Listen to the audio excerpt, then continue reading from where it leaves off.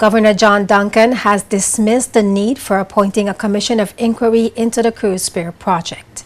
In October 2013, Governor Duncan's predecessor, Boyd McCleary, requested that the Public Accounts Committee prepare a report on the cruise Pier development project.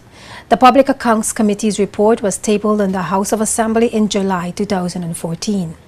Members of government rejected the report, citing factual inaccuracies and procedural failures, while opposition members accepted and called for the Commission of Inquiry. In a territorial address on March 17th, Governor Duncan says the Public Accounts Committee's report covers only the initial or one part of the cruise Pier project, and many of the issues identified in the report span different administrations.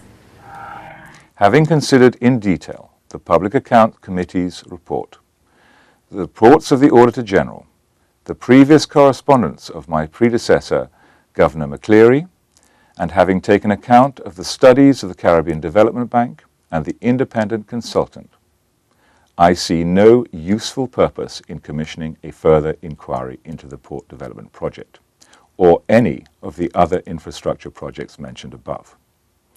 The Public Accounts Committee's and the Auditor General's report clearly set out some of the problems that have occurred under successive administrations. According to Governor Duncan, the cruise Pier project met the terms of the protocols for effective financial management as set out by the UK government. According to Communications and Works Minister Mark Vanterpool, the basis of the Auditor General's report on the cruise Pier project was a $3 million expenditure that was to be paid by the Ports Authority for piles to be used on the project. Minister Vanterpool didn't mince words in a fiery shutdown of the report during the debate on the controversial document when it was presented in the House of Assembly in July 2014.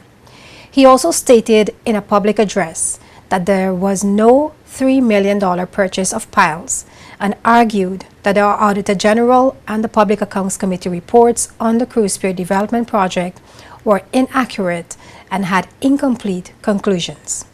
The revolving theme in the arguments put forward by both opposition and government members in the House of Assembly was the failure to comply with correct procedures. In some cases, existing powers are adequate, but have not been used.